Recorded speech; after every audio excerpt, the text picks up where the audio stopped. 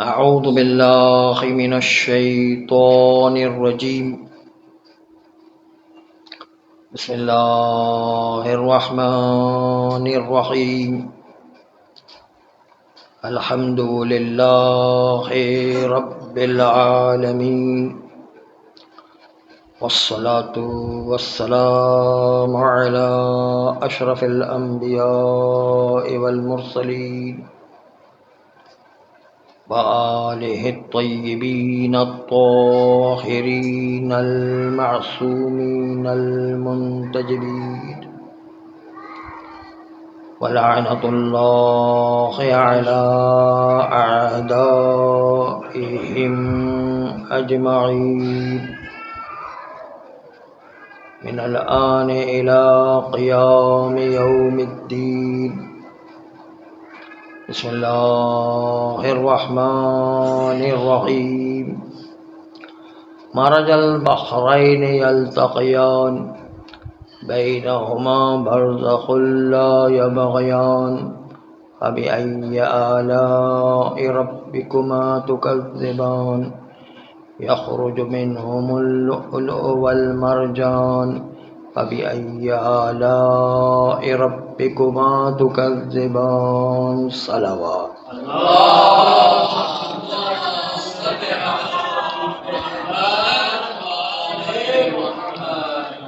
عزیزان محترم، بزرگان عزیز، اتنی ساری ولادتیں ہیں. مولا حسین کی ولادت، مولا عباس کی ولادت، امام زین العابدین علیہ السلام کی ولادت، پھر حضرت قاسم کی ولادت، اور 15 رمضان امام زمانہ علیہ السلام کی ولادت. ساری ولادت آپ کو مبارک.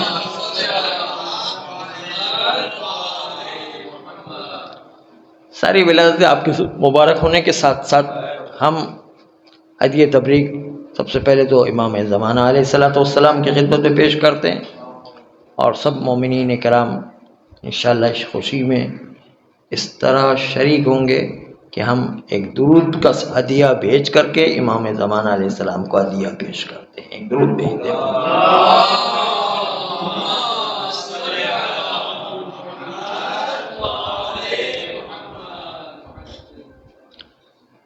جس آیہ قرآنی کی تلاوت کا شرف حاصل ہوا، اس میں راوی نے امام محمد باقر علیہ السلام سے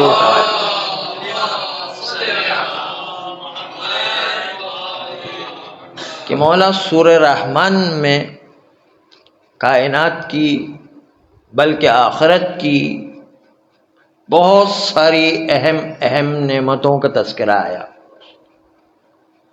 جنت کی حوروں کا تذکرہ، جنت کے باغات کا تذکرہ، جنت کی نعمتوں کا تذکرہ. اسے دنیا کی نعمتیں جیسے چاند، سورج، ہوا، پانی اور مختلف نعمتوں کا تذکرہ سورہ رحمان میں آیا. لیکن کہا مولا ولایت جو اتنی اہم نعمت ہے جس پر خدا نے خود ارشاد فرمایا الیوم اکملت لکم دینکم واتممت علیکم نعمتی ورضیت لکم الاسلام. یہ وہ نعمت ہے جس پر نعمتیں آ کے مکمل ہو گئی، نعمتیں اس پر آ کے تمام ہو گئی. وہ اتنی بڑی نعمت جس پر نعمتیں آ کے ختم ہو جاتی ہیں، اتنی بڑی نعمت کو پروردگار عالم نے سورہ رحمان میں کیوں ذکر نہیں کیا ہے؟ تو امام علیہ السلام نے ارشاد فرمایا کہ کیا تو نے سورہ رحمان اس کو پڑھا ہے؟ کہا مولا یہ تو میں پڑھتا رہتا ہوں، میں خود روایت کے الفاظ نہیں مفہوم عرض کر رہا ہوں، میں تو خود عربی جانتا ہوں، مجھے پتا ہے اس کے اندر کہیں اہل بیت کا وہاں پر تذکرہ نہیں آیا. تو اس وقت جو ہے امام نے اس سے کہا کہ سورہ رحمان پڑھو. جب بات یہاں پر پہنچی مرج البحرین یلتقیان بینہما برزخ لا یبغیان فبأی آلاء ربکما تکذبان، کہا امام علیہ السلام نے کہ جو دو دریا ملتے ہیں اس سے تمہارا کیا خیال ہے کہ کون سے یہ دو دریا ہیں؟ کہ مولا یہ تو پانی کے دو دریا کے ملنے کا تذکرہ کیا جا رہا ہے، اس میں جو ہے دو پانی کے دو دریا کے ملنے کا تذکرہ ہو رہا ہے۔ تو امام علیہ السلام نے ارشاد فرمایا کہ دو پانی کے دریا نہیں ہیں، بلکہ دو عصمت و طہارت کے دریا ہیں، دو پاکیزگی کے دریا ہیں، دو ہدایت کے دریا ہیں کہ جو آپس میں مل رہے ہیں۔ ان میں سے ایک ہمارے جد امجد حضرت علی ابن ابی طالب صلوات اللہ علیہ کی ذات ہے۔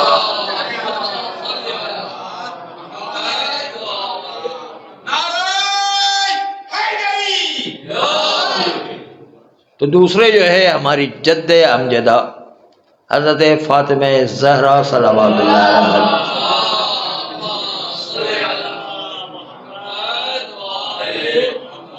یہ عصمت و طہارت اور ہدایت کے دریا آپس میں مل رہے ہیں۔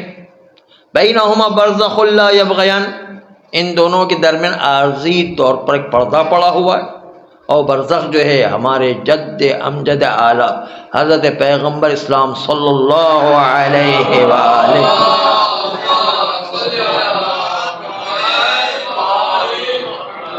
اور جب دو دریا ملتے ہیں یخرج منہم اللؤلؤ والمرجان، ان دو دریا کے ملنے کے نتیجے میں لؤلؤ اور مرجان خارج ہوا کرتے ہیں۔ لؤلؤ کا مطلب موتی اور مرجان کا مطلب مونگے، لیکن ابن عباس کی روایت میں مرجان کا مطلب کیا گیا کہ مرجان کا مطلب بھی موتی ہے، لیکن موتی کی کوالٹی الگ ہے۔ لؤلؤ کہتے ہیں سفید یا سبز رنگ کے موتی کو، اور جو ہے مرجان کہتے ہیں سرخ رنگ کے موتی کو، اور لغت سے بھی یہ روایت تطابق رکھتی ہے۔ چنانچہ دونوں موتی، ایک سبز موتی ایک سرخ موتی، چنانچہ اس سبز موتی سے ہمارے جد امام حسن صلوات اللہ علیہ کی ذات ہے،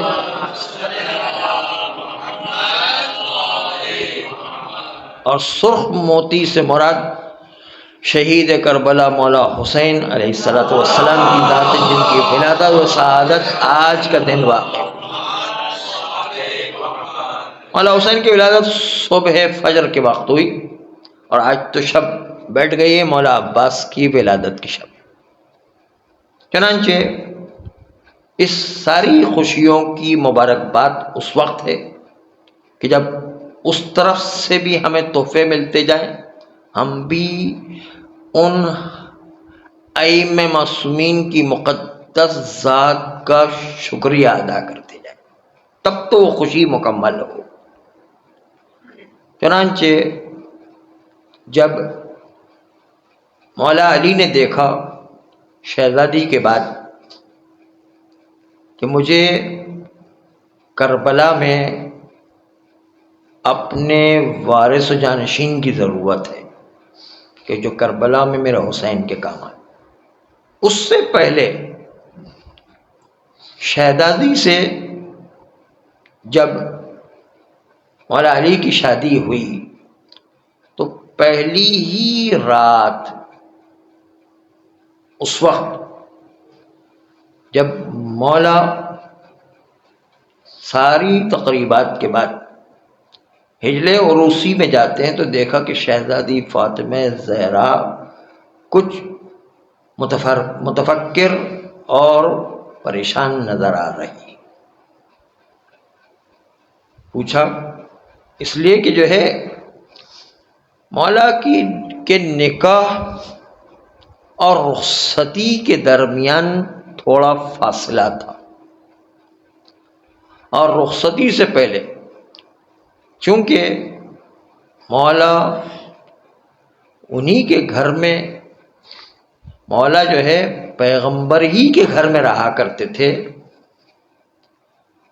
اس لیے مولا کے بارات کے آنے کے لیے کوئی الگ سے مکان لینے کے لیے پیغمبر اسلام نے کہا کہ کوئی الگ سے مکان لیا جائے تاکہ وہاں پر بارات رخصت ہو۔ چنانچہ مولا علی نے ایک مکان کا انتظام کیا جہاں پر شہزادی کی بارات آئی، اور بارات جب آئی تو اس وقت ساری فارمیلٹیز مکمل ہونے کے بعد یہ جو نکاح اور بارات کے درمیان، نکاح اور رخصتی کے درمیان کا پیریڈ تھا، اس وقت مولا علی کے خلاف عرب کی عورتوں نے آ کر کے شہزادی فاطمہ زہرا کے بہت کان بھرے تھے، کہا تھا کہ ایسے کنگال آدمی سے تمہارے بابا نے تمہاری شادی کر دی۔ کوئی آ کر کہتا تھا دیکھو بالکل پھٹیچر آدمی ہیں تمہارے بابا کے، جو ہے وہ ان کے پاس تو کتنے بڑے بڑے سرداروں کے رشتے آئے تھے، کتنے کتنے غنیوں کے رشتے آئے تھے، کتنے بڑے بڑے جو ہے بادشاہوں کے رشتے آئے، اس کے باوجود تمہارے بابا نے قبول نہیں کیا، ایسے جو ہے یہ تمہارے ساتھ ظلم ہوا۔ یہ جو عرب کی عورتیں جو لگائی بجائی کا کام کیا کرتی تھی، تو یہ کام شہزادی کے بھی آ کر کے کان بہت بھرے گئے، لیکن شہزادی تو معصوم ہستی ہیں، ان کو تو پتہ ہے کہ حقیقت کیا ہے۔ چنانچہ وہ جو کان بھرائی کا کام کیا جا رہا تھا تو اس کی وجہ سے بہرحال ایک اثر تو ہوا کرتا ہے، تو ایسا تو نہیں کہ مولا نے پوچھا کہ شہزادی آپ پریشان نظر آ رہی ہیں، کوئی جو ہے پریشانی اور کوئی فکر لاحق تو نہیں ہو گئی؟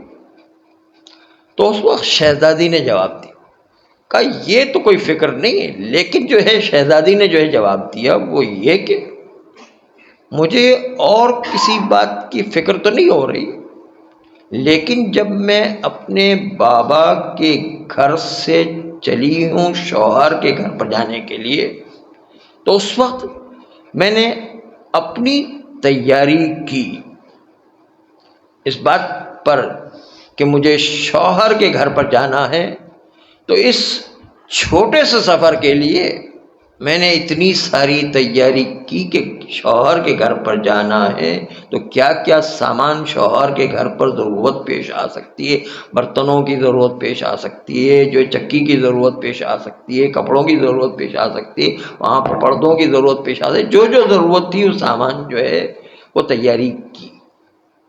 لیکن میں سوچتی ہوں کہ یہ ایک چھوٹا سا سفر تھا، اس میں ہمیں اتنی تیاری کی ضرورت پیش آئی، تو ہمیں جو ہے اس کے بعد ایک اور سفر اختیار کرنا ہے، اور وہ آخرت کا سفر اختیار کرنا، اس کے لیے ہمیں کتنی زیادہ تیاری کرنے کی ضرورت ہے، موت کی کتنی زیادہ تیاری کرنے کی ضرورت ہے۔ اس لیے آؤ یا ابوالحسن، ہم جو ہے وہ اس کی تیاری کے لیے سب سے پہلا ہدیہ نماز کا بھیجتے ہیں۔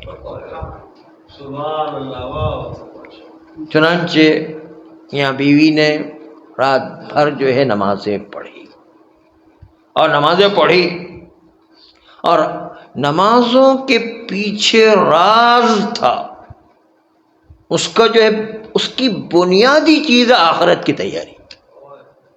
نماز کے پیچھے بھی راز آخرت کی تیاری۔ تو اصل چیز ہے کہ انسان آخرت کی تیاری ہوگی تو اس کے نتیجے میں سارا اعمال وجود میں آئیں گے۔ اسی لیے جب پہلی رات گزر گئی تو اس وقت سب کے سامنے رسول اللہ نے مولا علی سے پوچھا کیف وجدتم فاطمہ، تم نے فاطمہ کو کیسا پایا؟ تو مولا علی نے فرمایا خیر العون للاطاعت یا خیر العون للطاعہ، کہ بہترین مددگار پایا ہے اطاعت الہی کے۔ اس جملے کو اب سنیے کہ کتنی بھی عورت کی تعریف کرے، اس سے بہتر اور عورت کی تعریف ہو ہی نہیں سکتی۔ عورت میں جو چیز سب سے زیادہ دیکھنے کی ہوتی ہے وہ یہ کہ سب سے زیادہ شوہر کو کتنی زیادہ اطاعت میں مددگار ہو رہی ہے، یہ چیز سب سے زیادہ دیکھنے کی۔ یہ سب سے اہم بات یہ کہ کتنی شوہر کو اطاعت میں مددگار ہے۔ عورت میں یہ چیز دیکھنے کی زیادہ ضرورت نہیں کہ پیسے والی کتنی ہے، عورت میں یہ چیز زیادہ دیکھنے کی ضرورت نہیں کہ وہ جو ہے خوبصورت کتنی ہے، عورت میں یہ چیز زیادہ دیکھنے کی ضرورت نہیں کہ کتنی ڈگریاں لے کر کے آئی ہیں، عورت میں یہ ڈگری دیکھنے کی ضرورت نہیں کہ کتنی بڑی نوکری کرتی ہے۔ یہ سب چیزیں بیکار ہیں۔ جو چیز جو مولا نے جو خصوصیت بتائی کہ عورت کی سب سے بڑی خصوصیت کیا ہوتی ہے، کہ عورت کی سب سے بڑی خصوصیت یہ کہ شوہر کو اپنے اطاعت کے دائرے میں مددگار ہو اور شوہر کو نماز پر لے کر آ جائے، سب سے بڑی۔ اور اس کے پیچھے راز چھپا ہوا کیا تھا؟ راز یہی کہ موت کی تیاری کرنا۔ یہ چیز جس کے ذہن میں ہے سب سے بہترین خاتون شمار کی جاتی ہے۔ اب آئیے، جب آپ نے شہزادی کی شادی کا تذکرہ ملاحظہ کیا تو جب حضرت عقیل کو مولا نے بلایا اور بلانے کے بعد کہا کہ مجھے اپنے کربلا میں اپنے جیسا شجاعت کا وارث چاہیے۔ تو جناب عقیل چونکہ نصاب تھے، وہ حسب نسب عرب کے جانتے تھے، بہت زیادہ اس علم میں ماہر تھے، تو اس کے پیچھے بہت سارے فلسفے ذکر کیے جاتے ہیں۔ یہ بھی ذکر کیا جاتا ہے کہ کیا مولا کو نہیں پتہ تھا؟ ہمارے عقیدے کے مطابق تو معصوم ان تمام چیزوں سے علم رکھتا ہے، تو کہا جاتا ہے کہ شاید یہ وجہ ہو کہ عقیل کی توجہ صرف اس لیے نہیں کہ جو ہے وہ زیادہ جانتے تھے، بلکہ اس لیے کہ عقیل کی توجہ اس بات کی طرف دلانا تھی کہ میں جس طریقے سے کربلا کے وارث کی تیاری کر رہا ہوں، تمہیں بھی کربلا کے وارث کی تیاری کرنا چاہیے۔ ایک وجہ تو یہ بھی ہو سکتی، اور دوسرا یہ بھی کہ بہرحال رشتہ لے جانے کے لیے کچھ افراد کی ضرورت ہوا کرتی تو اس کی تیاری بھی کی جاتی ہے۔ چنانچہ ماہر بھی تھے اور بزرگ بھی تھے، مولا علی سے جو تقریباً 20 سال بڑے بھی تھے۔ ایک مرتبہ عقیل نے کہا کہ مجھے 3 دن کی مہلت دو، میں سوچ کے بتاؤں گا کہ سب سے بڑا قبیلہ عرب میں سب سے بہادر قبیلہ کون سا ہے، کیونکہ ابھی اس وقت مجھے سب چیزیں پتہ تو ہیں، لیکن ایک ریویو کروں، ایک دفعہ جو ہے اپنے ذہن میں دہراؤں اور سوچ کر میں بتاؤں گا کہ جو ہے کون سا قبیلہ سب سے بہترین قبیلہ اس مسئلے میں جو شجاعت کا وارث ہو۔ چنانچہ 3 دن کے بعد جناب عقیل آئے اور آنے کے بعد کہا کہ سب سے بڑا شجاعت والا قبیلہ قبیلہ بنی کلاب ہے۔ عرب کا سب سے مانا ہوا بہادر اور شجاعت والا قبیلہ بنی کلاب کا قبیلہ، اس لیے کہ جتنے بھی بہادر عرب ہوا کرتے تھے اپنی تلواروں کے اوپر بنی کلاب کے مشہور بہادروں کے نام لکھا کرتے تھے، اور یہ مشہور تھا کہ بنی کلاب کے ماہرین بلا بنی کلاب کے بہادر سب سے زیادہ شجاع اور بہادر ہوا کرتے، چنانچہ سب سے بہادر قبیلہ عرب کا بنی کلاب مانا جاتا تھا۔ ایک مرتبہ مولا نے جناب عقیل کو بنی کلاب میں بھیجا، اور بنی کلاب میں بھیجنے کے بعد جب کچھ ہی فاصلے پر ایک خانہ بدوش قبیلہ تھا، تقریباً بنی کلاب والا اتنا اسٹیبل قبیلہ نہیں تھا، خانہ بدوش قسم کا جو قسم کا جو ہے وہ قبیلہ تھا۔ چنانچہ جناب عقیل مدینہ سے کچھ ہی فاصلے پر وہ بنی کلاب کا قبیلہ تھا، وہاں پر جاتے ہیں، اور جانے کے بعد ایک مرتبہ بنی کلاب کے سردار سے ملتے ہیں۔ جب بنی کلاب کے سردار سے وہاں پر ملاقات ہوئی تو بنی کلاب کے سردار، وہاں پر رسم یہ تھی عرب میں کہ جب جو ہے کوئی مہمان آتا تھا تو اس سے نام بھی نہیں پوچھتے تھے، اور نہیں پوچھتے تھے کہ کس کام کے لیے اور کہاں سے آئے ہو، بس مہمان آتا تھا پہلے تو 3 دن تک اس کو اچھی طریقے سے کھلا پلا کر کے مہمان نوازی کی جاتی۔ جناب عقیل جو پہنچے تو 3 دن تک تو ان کو کھلا پلا کر مہمانی نوازی کرتے رہے۔ ایک مرتبہ 3 دن تو جو ہے اس نے پوچھا ہی نہیں سردار نے کہ تم ہو کون، کہاں سے آئے اور کیوں، کس مقصد کے لیے آئے، پوچھا ہی نہیں. یعنی 3 دن تک جو ہے کھاتے پیتے رہے، اس قبیلے میں رہے. اور اس کے بعد 3 دن کے بعد اب جب موقع ملا 3 دن کے بعد، تو قبیلے بنی کلاب کے سردار نے جناب عقیل سے پوچھا کہ آپ ہیں کون اور کس مقصد کے لیے آئے؟ تو جناب عقیل نے کہا آپ نے سردار بطحا حضرت ابو طالب کا نام سنا ہے؟ کہا ہاں بالکل، وہ تو بہت بڑے سردار ہیں، اس کو کون نہیں جانتا ہے، سردار بطحا حضرت ابو طالب کا. کہا میں اس کا بڑا بیٹا ہوں. ارے آپ آئے ہوئے ہیں، ہمیں پہلے بتایا ہوتا تو ہم آپ کا ایسا استقبال کرتے ہیں، ہمیں کیا پتا کہ آپ جو ہے اتنی بڑی شخصیت جو تشریف لائے ہیں. چنانچہ جو ہے ہم تو جو ہے آپ کا اتنا شاندار استقبال کرتے، ہمیں تو نہیں پتا، معذرت کے ساتھ ہم نے آپ کا اتنا استقبال نہیں کیا، ہمیں تو پتہ ہی نہیں تھا کہ آپ کون ہیں. کہا کہ ہاں میں آیا ہوں، اور جو ہے اچھا پھر آپ کسی کام سے تشریف لائے ہیں یا آپ نے ایسے ہی جو ہے دورہ کرنا شروع کیا ہے اور یہاں سے گزر رہے تھے؟ کہاں ایک کام سے آیا ہوں. اچھا کیا کام ہے؟ کام جو ہے وہ یہ کہ میرے بھائی، میرا چھوٹا بھائی ہے علی ابن ابی طالب صلوات اللہ علیہ،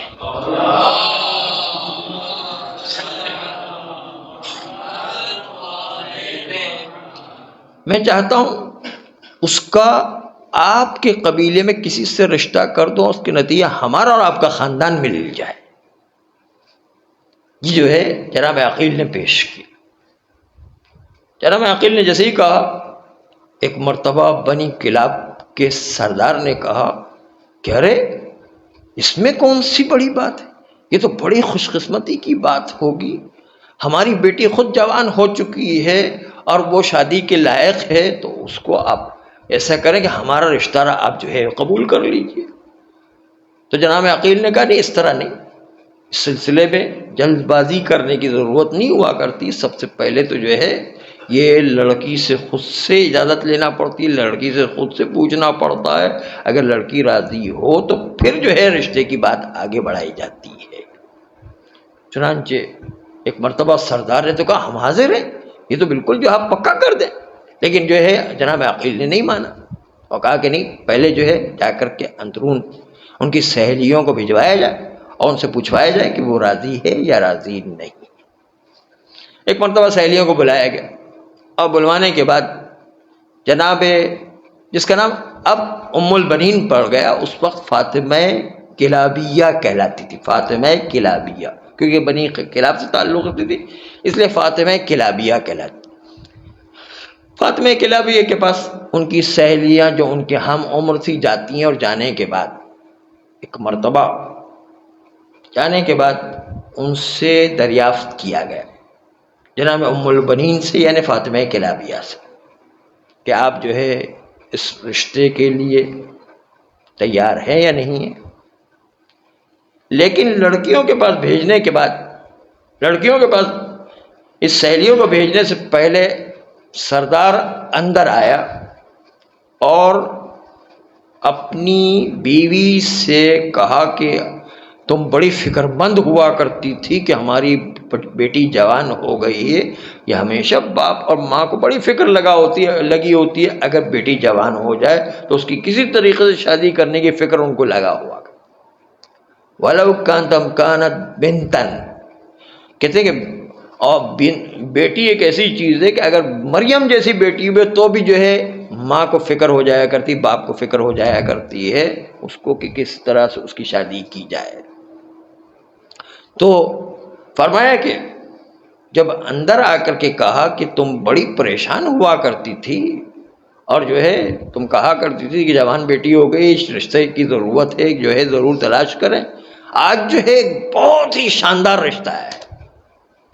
جو ہے بنی کلاب کا سردار جو ہے اپنی زوجہ سے کہتا ہے کہ آج اتنا بہترین رشتہ ہے کہ تم سوچ بھی نہیں سکتے. تو وہ کہنے لگے اچھا بتائیے کہ کون سا رشتہ ہے. کہا ایسے تھوڑی بتایا جاتا ہے، بتانے کے لیے جو ہماری شرائط ہوتی ہے. کہا جاؤ پہلے 2 رکعت شکرانے کی نماز پڑھو، پھر میں بتاؤں گی کہ کس کا رشتہ ہے. پہلے جو ہے شکرانے کی نماز پڑھا. شکرانے کی نماز پڑھ کے آئی تو کہا کہ اب بتا دیجئے کہ کس کا رشتہ ہے. کہا تم سوچ بھی نہیں سکتے ایسے عجیب جو ہے اتنا بڑا اتنا عظیم رشتہ آیا ہو. کہا کہ جو ہے کسی بادشاہ کا رشتہ آیا. وہ سمجھا ہم سردار ہے تو کوئی بڑا بادشاہ کا رشتہ آیا ہوگا. تو یہ جو بڑی عظیم بات ہے کہ سردار کی بیٹی سردار میں جایا کرتی, سردار کی بیٹی اگر بادشاہ میں چلے جائے تو اور بھی زیادہ جو ہے کرامت والی بیٹی ہو جاتی. چنانچہ کہا کیا کسی بادشاہ کا رشتہ ہے؟ کہا نہیں, کسی بادشاہ سے بھی بہت عظیم رشتہ ہے. کہا کس کا رشتہ ہے؟ جلدی تو بتاؤ, ہمیں سے جان نکل گئی ہے, جلدی سے بتائیے تو صحیح کس کے رشتہ. کہا یہ آپ مولا علی ابن ابی طالب صلوات اللہ علیہ کا رشتہ ہے.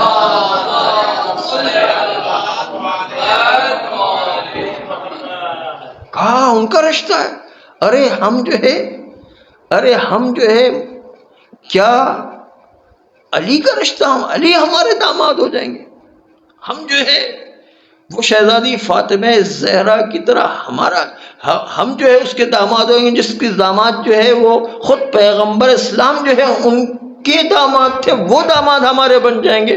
یہ تو بہت عظمت کی بات ہے, یہ تو جو ہے میں سوچ بھی نہیں سکتی تھی کہ اتنا بڑا رشتہ آ جائے گا. کہا جلدی سے آپ فوراً ہاں کر دی. کہا میں نے تو پہلے ہاں کر دی, لیکن وہ نہیں مان رہے. وہ کہہ رہے کہ جو ہے پہلے لڑکی سے جو ہے اجازت لی جائے, لڑکی کو پوچھا جائے, پھر اس کے بعد جو ہے اجازت ہوگی.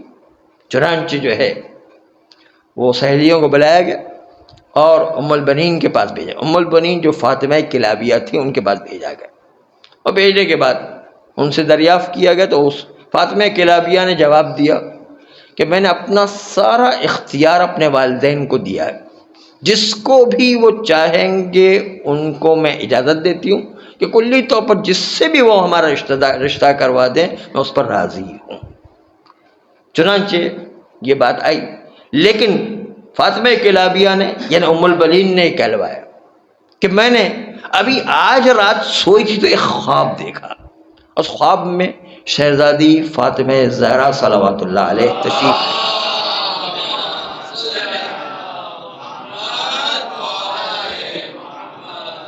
اور انہوں نے کہا کہ بیٹی تم میرے بیٹے عباس کی ماں بننے والی ہو.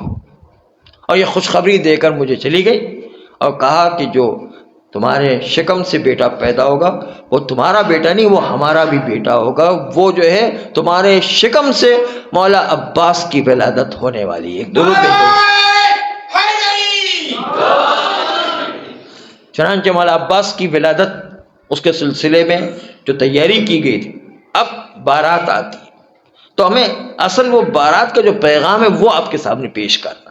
جس طرح شہزادی فاطمہ زہرا کی بارات کا جو مولا کا جملہ تھا کہ خیر العون للطاعت, کہ جب شہزادی کے بارے میں پیغمبر نے پوچھا کہ تم نے فاطمہ کو کیسا پایا تو مولا علی نے جواب دیا کہ بہترین فاطمہ بہترین وہ پارٹنر ہے, بہترین وہ بیوی ہے کہ جو سب سے زیادہ اطاعت میں مددگار ہے. بیوی ہو تو ایسی کہ جو انسان کو اطاعت میں مددگار, بیوی ہو تو ایسی جو انسان کو مصلی پر لے کر آئے, بیوی ہو تو ایسی جو عبادت پر انسان کو آمادہ کرے, بیوی ہو تو ایسی جو اطاعت الہی پر آمادہ کرے. اصل میں سلیکشن آف پاؤس یعنی جس بیوی کا انتخاب کرنا تو اس میں اس چیز کا خیال کرنا ضروری ہے کہ اطاعت کرنے والی اور شوہر کو اطاعت کے لیے مددگار ہونے والی بیوی سب سے بہترین بیوی ہوا کرتی. خوبصورتی اور پیسہ اور ڈگری اور جو ہے نوکریاں یہ کوئی کام کی چیز نہیں ہے, اصل کام کی چیز یہ کہ انسان کو اطاعت پر لے کر آ جائے. اسی طرح حضرت عباس کو دیکھیے, جب جو ہے بارات آئی ام البنین کی یعنی فاطمہ کلابیہ کی بارات آئی تو ایک طرف حسنین نے استقبال کیا, شہزادی زینب و ام کلثوم نے استقبال کیا, تو پھر دوسری طرف فضہ نے بھی استقبال کیا. تو اس وقت آ کر کے فاطمہ کلابیہ کی روحانیت دیکھیں. چنانچہ وہ آ کر کے ڈیوڑی اور دروازے پر بیٹھ گئی اور اس وقت جو ہے وہاں سے ہلنے کا نام نہیں لیا, دروازے پر جا کر بیٹھ گئی. اور وہ ایک مرتبہ حسنین نے ان سے کہا مادر گرامی آپ اندر تشریف لے کر آئیے. کہا کہ نہیں، میں تمہاری ماں نہیں ہوں، میں تمہاری کنیز بن کر کے یہاں پر آئی۔ جس میں یہ جذبہ تھا کنیزی کا تھا، تو اس کی وجہ سے مولا عباس میں بھی وہی جذبہ آیا اور ہمیشہ مولا حسین کو اپنا آقا قرار دیتے رہے۔ ماں کی تربیت کا نتیجہ ہوتا ہے، ماں کا اثر ہوا کرتا ہے کہ ماں کی تربیت ایسی تھی خشوع و خضوع و تواضع والی کہ وہ اپنے آپ کو کنیز سمجھ رہی تھی، اس لیے اس کا بیٹا بھی جو ہے گویا کہ غلام بن کر کے مولا حسین کے سامنے رہا ہمیشہ۔ یہ اس کا اثر تھا۔ ماں کیسی انتخاب کرنا ہے، یہ دو مثالیں آپ کے سامنے پیش کی، شہزادی کی بھی اور ام البنین کی بھی، کہ ماں کیسی انتخاب کرنا، وہ جو ہے اس میں اس کی روحانیت وہ اطاعت پر ہمیں کتنا آمادہ کرتی، اطاعت میں کتنی مددگار ہے، وہ دیکھنے کی ضرورت ہوا کرتی ہے۔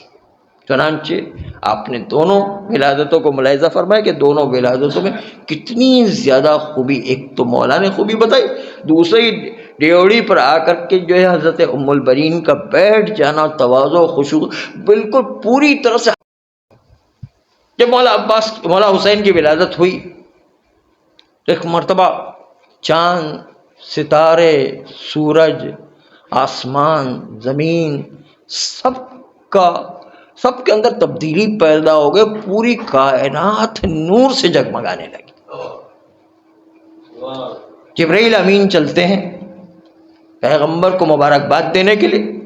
چنانچہ جب جبرائیل امین آ رہے تھے تو راستے میں ایک جزیرے میں فطرس، جس کے بال و پر جل گئے تھے،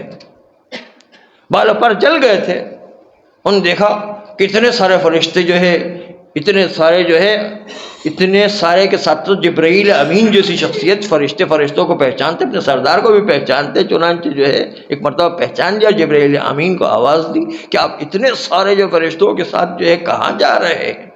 ایک مرتبہ جبرائیل امین نے کہا کہ ہم پیغمبر اسلام صلی اللہ علیہ وآلہ ان کے وہاں پر ان کے نواسے حسین کی ولادت ہوئی، ان کی مبارکباد دینے کے لیے ہم جا رہے ہیں۔ ایک مرتبہ فطرس نے کہا کہ آپ ہمیں بھی لے چلیے تاکہ ہم جو ہے وہ بھی مبارکباد دینے کے علاوہ جو ہے ہم بھی وسیلہ اختیار کریں، پیغمبر سے دعا کروائیں۔ جبرائیل امین لے کر کے چلے فطرس کو، اور فطرس کو لے کر کے جب پہنچے ہیں تو یہاں پر جو ہے کچھ لوگ اعتراضات کرتے ہیں، اس اعتراضات کو آپ کے سامنے اصل میں پیش کرنا تھا۔ وہ اعتراض یہ کرتے ہیں کہ فرشتہ گناہ کیسے کر سکتا ہے اور اس کو یہ سزا کیسے مل سکتی ہے، یہ ایک اعتراض ہے۔ دوسرا اعتراض یہ کرتے ہیں کہ بھائی کبھی فرشتے فطرس نام آتا ہے، کبھی سمسائل نام آتا ہے، مختلف جو ہے نام جو ہے فرشتوں کے آتے ہیں، تو آخر اور واقعے میں بھی جو ہے کبھی جو ہے کچھ آیا ہے واقعے میں، کچھ کبھی آیا ہے، جبھی واقعہ بھی آپ کو سنائیں گے کہ جب فطرس وہاں پر پہنچا تو اس وقت جو ہے فطرس نے التجا کی کہ یا رسول اللہ آپ میری شفاعت کروا دیجئے، میری سفارش کر دیجئے کہ مجھے جو ہے پروردگار ہم اس آپ کے بچے کے وسیلے سے جو ہے پر عطا کر دے۔ چنانچہ پیغمبر نے کہا اس بچے کے جسم سے جا کر کے مس کرو، جس کے نتیجے پیغمبر کے کہنے کے مطابق جب فطرس نے اپنے جسم کو مولا حسین کے جسم اقدس سے مس کیا، مس کرتے ہی ایک مرتبہ جو ہے جبرائیل امین نے اس جو ہے فرشتے فطرس نے دیکھا کہ اس کے بالوں پر آ گئے اور اڑنے لگا۔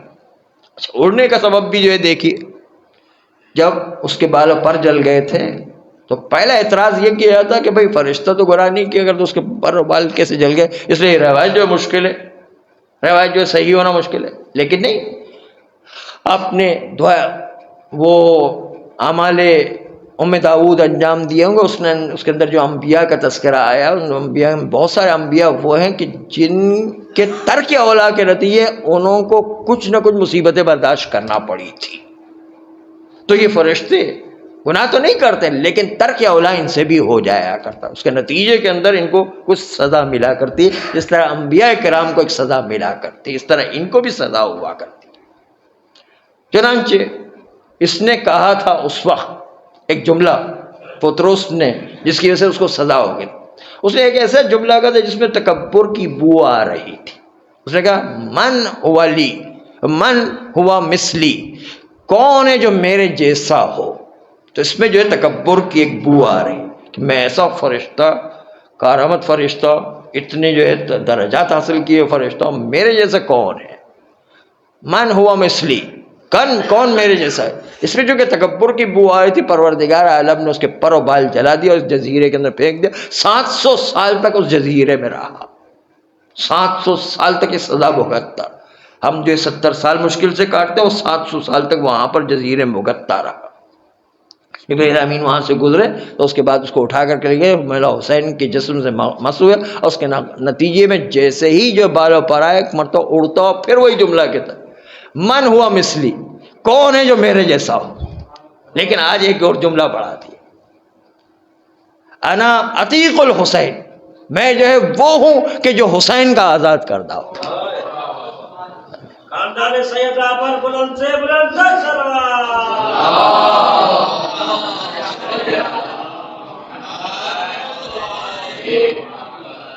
کوئی عقل مند انسان، کوئی سمجھدار انسان جب اس کو ایک مرتبہ سزا مل جاتی تو بڑے ہوشیار اور بڑی احتیاط سے زندگی کیا کرتا ہے. تو یہاں پر فطروس سے کہا جائے گا کہ بھائی اسی من ہوا مثلی کے جملے کی وجہ سے تمہیں جو ہے پر اور بال جل گئے تھے، پھر دوبارہ ابھی پر آیا، پھر دوبارہ یہ جملہ کا من ہوا مثلی.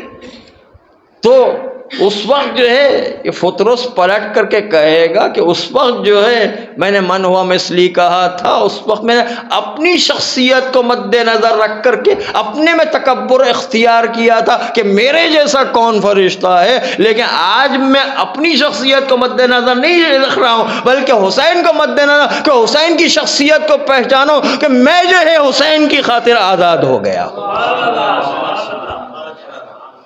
تو دونوں میں فرق ہے دو جملوں میں. اس لیے جو ہے پہلے گناہ کرنے کا امکان تھا، لیکن اب تو جو ہے یہ ثواب کا جملہ تھا کہ حسین کی شخصیت کو بتا رہے تھے. تو ایک جو ہے ایک سوال یہ آیا کہ یہ آپ نے فرشتے کا نام بتایا کہ فطرس، دوسرا جو ہے دوسری روایت کے اندر سمسائیل ایک فرشتے کا نام لکھا ہوا. یہ روایت جو ہے فرشتہ سمسائیل ہے یا فطرس ہے؟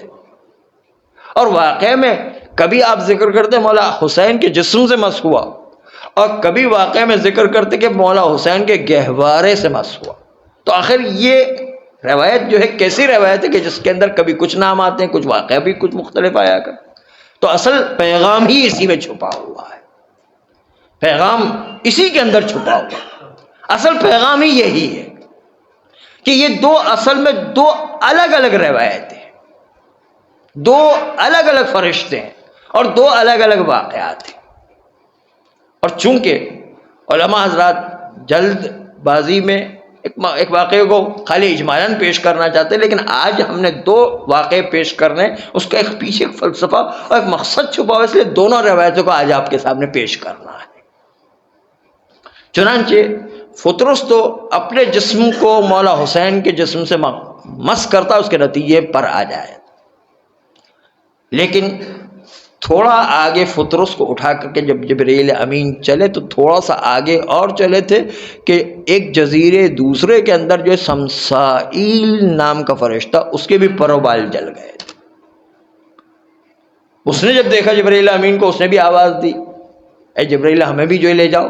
چنانچہ جو جبرائیل امین فطرس کو بھی لے گئے، سمسائیل کو بھی لے گئے. سمسائیل کو لے کر گئے تو ایک مرتبہ آپ نے دیکھا وہ کچھ فرشتے، کچھ لوگوں کی عادت ہوتی ہے کہ ذرا ایک احترام کا پہلو مد نظر رکھتے ہیں، وہ ذرا احتیاط سے دور سے ہی سلام کرتے ہیں. تو اس نے جو دیکھا ایک مرتبہ اس نے بھی درخواست کی پیغمبر اسلام سے، کہا جا کر کے مس کرو. چنانچہ سمسائیل نے مولا حسین کے جسم سے مس نہیں کیا، بلکہ مولا حسین کے گہوارے جو لکڑی تھی اس سے مس کیا، اور اس کے نتیجے میں سمسائیل کے پر بھی اگائے.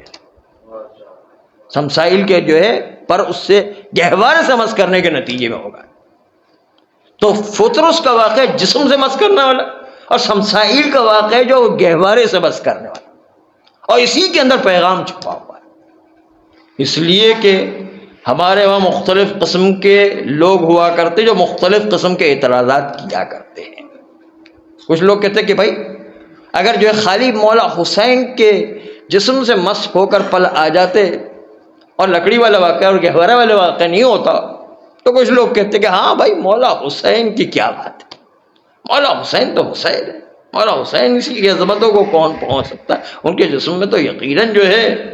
لیکن اس کے بعد اس واقعے کو دیکھنے کے بعد وہ اعتراض کرتے کہ بھائی یہ علم کیا چیز ہے، بانس لکڑی تو ہے، اور یہ تابوت کیا چیز ہے، تابوت جو ہے کھوکھا ہی تو ہے، یہ جو ذوالجلال کیا چیز ہے، گھوڑا تو ہے جو کل گھوڑا گاڑی میں بندھا ہوا تھا، یہ جو ہے تعزیہ کیا چیز ہے، تعزیہ جو ہے وہ جھولا خود ہم نے بنایا، یہ شبیہ کیا چیز ہے، اس کی کیا حیثیت ہے۔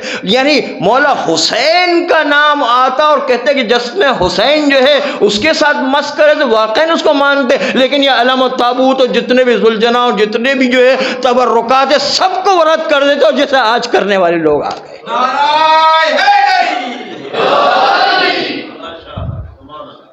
اس لیے پروردگار عالم نے ایک واقعہ نہیں رکھا ہے، دو واقعہ رکھے کہ اگر مولا حسین کے جسم سے، اور اگر خالی مولا حسین کے جسم کے ساتھ مس نہیں ہوتا بلکہ جو ہے صرف جو ہے گہوارے کے ساتھ مس ہوتا اور مولا حسین کے جسم کے ساتھ مس نہ ہوتا تو ایک دوسرا طبقہ پیدا ہو جاتا، وہ دوسرے قسم کے اعتراضات کرتا اور کہتا ہاں مولا حسین تو عام صحابی کی طرح تھے، عام انسان کی طرح تھے، وہ جس طرح پیغمبر کے بارے میں بعض لوگ کہتے ہیں کہ وہ بالکل پوسٹ مین کی طرح تھے، اس طرح مولا حسین کو بھی عام افراد کی طرح بنا دیتے۔ ہاں اس لکڑی میں ایک خاص خصوصیت تھی کہ اس لکڑی کے درخت کو جو ہے فلاں پیغمبر نے بویا تھا، اور اس میں جو کیمیکل یہ ریئیکشن ہوا اور زمین کی ساری تاثیرات پیدا ہو گئی تھی، اور اس کے نتیجے کے اندر اس لکڑی اور گہوارے سے چھوتے ہی اس فرشتے کے پر آگے، بس لکڑی کی خصوصیت تھی، مولا حسین کی کوئی خصوصیت نہیں۔ یہ ایسے بھی لوگ پیدا ہوئے، دوسری قسم کے لوگ جو ہے اس طریقے۔ تو پروردگار عالم نے کہا کہ نہیں، میں مولا حسین کی فضیلت کو سب کے سامنے آشکار کروانا چاہتا ہوں کہ مولا حسین کے جسم میں بھی وہ تبرکات اور وہ نعمتیں، وہ برکتیں موجود ہیں، اور اس کے ساتھ ساتھ مولا حسین کے ساتھ جو چیز نسبت رکھ جائے اس میں بھی وہی تاثیر پیدا ہو جایا کرتی ہے۔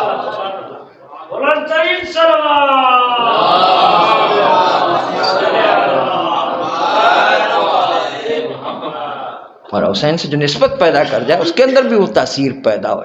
اس لیے جو ہے آج ہم دونوں سنتوں کو دیکھتے کہ جو کوئی کربلا جا کر کے مولا حسین کی خود زیارت کر کے آئے، یا پھر جو ہے ان کی زری و شبیہ و تابوت و علم و ذوالجلال جو جتنی بھی جو تبرکات ہیں ان سب کو دیکھ کر ان سے بھی اگر کوئی مانگتا تو وہی اثر ہوگا جو مولا حسین کے جسم سے مس کرنے کا اثر ہوگا۔ اس لیے جو ہے اس کا اپنا اثر جو ہے پر، اور خالی فطرس و سمسائیل کے لیے اثر نہیں تھا، یہ ہمارے لیے بھی مولا حسین تحفہ ہے۔ خالی سمسائیل اور فطرس کے لیے تحفہ نہیں تھے بلکہ ہمارے لیے بھی تحفہ ہے۔ آج ہم فطرس بن کے، آج ہم سمسائیل بن کر کے مولا حسین کی بارگاہ میں پہنچ جائیں اور ان کی ذریعے پر اسی طریقے سے فطرس و سمسائیل کی طرح ساری توجہ کے ساتھ دعا مانگے تو ممکن ہی نہیں کہ وہ دعا قبول نہ ہو۔ خالی فطرس بننے کی ضرورت ہے، خالی سمسائل بننے کی ضرورت ہے، ہماری توجہ ایسی ہونے کی ضرورت ہے، تب جا کے آپ دیکھیں کہ کتنا زیادہ مولا حسین کی ذریعے، مولا عباس کی ذریعے، مولا عباس کا علم کتنا زیادہ اثر انداز ہوا کرتا ہے۔ یہ ہم نے اپنی توجہ خالی سرسری چیزوں پر رکھی ہوئی ہے۔ ایک دفعہ نادر شاہ بغداد میں امام موسیٰ کاظم علیہ السلام کا روزہ تھا،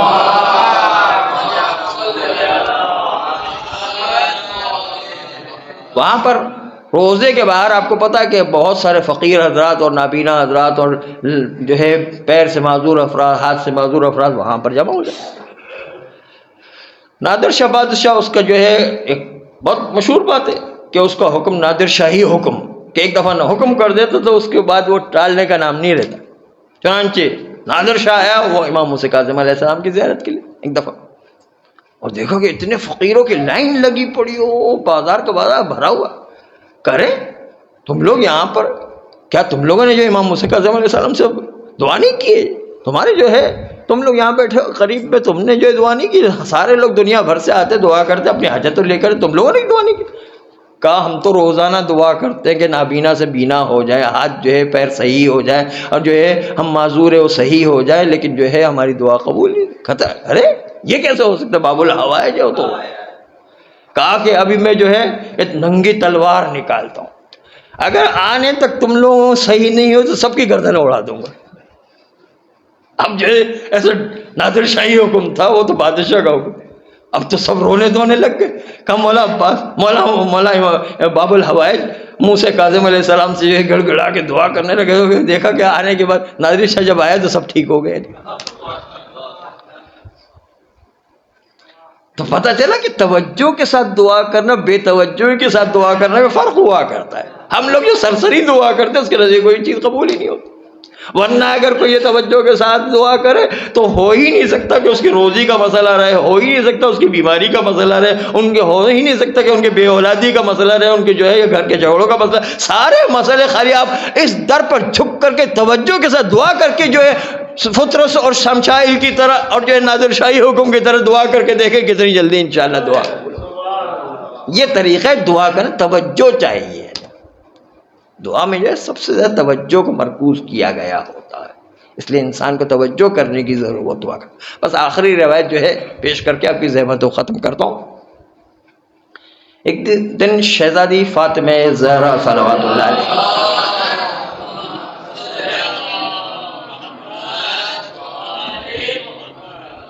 ولادت کا وقت قریب آتا جا رہا تھا. 1 مہینہ رہ گیا، پھر 20 دن رہ گئے، پھر 15 دن رہ گئے. شہزادی کو تو یہ رسول اللہ تو روزانہ جو مسجد میں جانے سے پہلے شہزادی کی زیارت کرتے ہوئے جاتے تھے، کیونکہ شہزادی کو ہمیشہ زیارت کیے بغیر پیغمبر اسلام مسجد میں جاتے ہی نہیں تھے. پہلے جو ہے شہزادی کی زیارت کرتے پھر جو مسجد میں جایا کرتے، کیونکہ پیغمبر کا اصل کام جو ہے شہزادی کی زیارت کرنا تھا. چنانچہ جو ہے ہر وقت زیارت کرتے تھے، اور پیغمبر سے زیادہ شہزادی کو اور کون پہچانتا تھا. چنانچہ جاتے تھے، دیکھتے تھے شہزادی پریشان. ایک مرتبہ جو ہے آخری دنوں میں پیغمبر نے شہزادی سے پوچھ لیا، کیا بیٹی جان من دختر من، آپ کو کوئی کیا پریشانی لاحق ہو گئی ہے؟ کوئی جو ہے فکر مند نظر آ رہی ہے، کوئی وجہ ہو گئی؟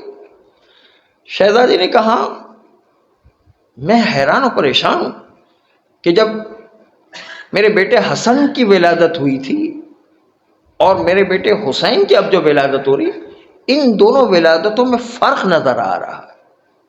اس لیے کہ جب میں نماز پڑھتی تھی صبح کے وقت، ظہر کے وقت، مغرب عشاء کے وقت، تو تینوں ٹائم پر میرے پیشانی سے نور نکلا کرتا تھا جو پورے شہر کے اندر چھا جایا کرتا تھا. کبھی سفید نور نکلتا ہے، کبھی سبز رنگ کا نور نکلتا ہے، کبھی سرخ رنگ کا نور نکلتا ہے شہزادی سے. اسی لیے شہزادی کو زہرا کا لقب دیا گیا، کیونکہ ان کی پیشانی سے نماز کے وقت نور صادر ہوا کرتا تھا. چنانچہ میں جو ہے نماز پڑھتی تو اس وقت جو ہے میرے پیشانی سے نور نکلا کرتا. جب مولا حسن کی ولادت ہوئی تو اس وقت جو ہے میرے شکم میں حسن تھا، میرے نور کے ساتھ حسن کا نور جو ہے وہ بھی چمکتا تھا، لیکن میرا نور حسن کے نور پر غالب ہو جایا کرتا تھا. لیکن یہ بچہ جو حسین ہے اس کے اندر جو ہے جب میرا نور نکلتا ہے تو مجھے ایسا لگتا ہے کہ میرے نور پر حسین کا نور غالب آ رہا. تو میں حیران ہوں کہ میرے نور پر حسین کا نور غالب آ رہا ہے. کیا میرے بیٹے حسن میں کوئی کمی رہ گئی تھی کہ اس کا نور؟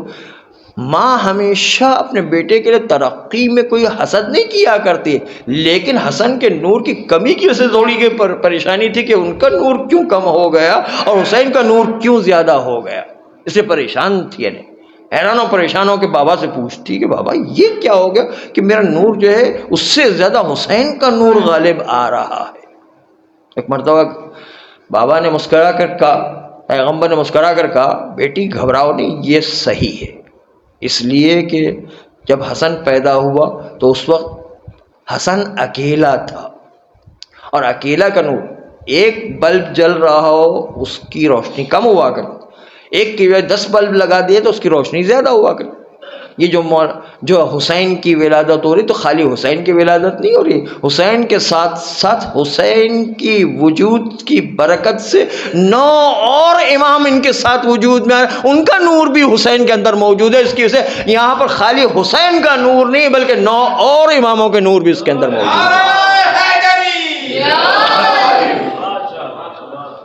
اور جب 10 نور مل گئے، مولا حسین کے نور کے ساتھ ساتھ 9 نور بھی موجود، تو اس کے نتیجے میں ظاہر ہے ایک نور شہزادی کا خود بخود مان پڑ جانا تھا، چنانچہ 10 نور مولا حسین کی ولادت کے نتیجے میں، گویا کہ حسین کی ولادت خالی ولادت حسین نہیں ہے، مولا سید سجاد کی ولادت ہے۔ مولا حسین کی ولادت خالی مولا حسین کی ولادت نہیں، امام باقر علیہ السلام کی ولادت تھی۔ مولا حسین کی ولادت خالی ولادت حسین نہیں بلکہ امام صادق علیہ السلام کی ولادت۔ مولا حسین کی ولادت خالی ولادت نہیں ہے بلکہ جو امام موسیٰ کاظم علیہ السلام کی ولادت ہے۔ مولا حسین کی ولادت خالی مولا حسین کی ولادت نہیں، امام رضا علیہ السلام کی ولادت بھی ہے۔ مولا حسین کی ولادت خالی مولا حسین کی ولادت نہیں بلکہ امام تقی علیہ السلام کی ولادت بھی ہے۔ مولا حسین کی ولادت خالی مولا حسین کی ولادت نہیں بلکہ جو ہے امام علی نقی علیہ السلام کی ولادت تھی۔ مولا حسین کی ولادت خالی مولا حسین کی ولادت نہیں بلکہ ہمارے بلکہ امام عسکری علیہ السلام کی ولادت بھی ہے۔ مولا حسین کی ولادت مولا حسین کی خالی اکیلے کی ولادت نہیں بلکہ اب زمانے کے امام زمانہ علیہ السلام کی ولادت بھی۔